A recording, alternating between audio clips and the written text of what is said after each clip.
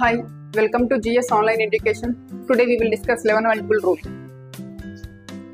11 multiple rule ఏంటంటే ఒక number లో ఉన్న డిజిట్స్ అన్నమాట.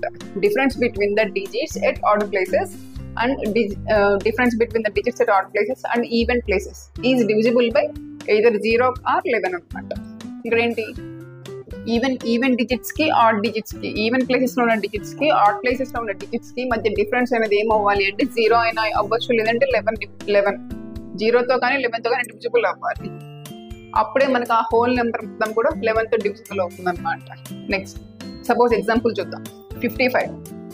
55లో ఏంటి, సపోజ్ ఇది వచ్చేసి ఆడ్ ప్లేస్, ఇది వచ్చేసి ఈవెన్ ప్లేస్ 1 2 అది తీసుకున్నాం అనుకో. ఇది ఇక్కడ ఏంట 55, ఇది వచ్చేసి 5 అనమాట. ఆడ్ ప్లేస్ లో 5 ఉంది, ఇక్కడ ఈవెన్ ప్లేస్ లో కూడా 5 ఉంది. డిఫరెన్స్ ఏమొస్తుంది, 5 - 5 ఏమవుతుంది, 0 అవుతుంది.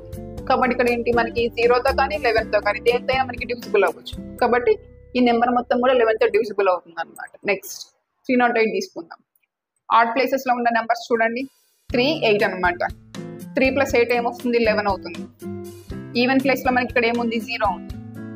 11 - 0 అంటే 11 అవుతుంది.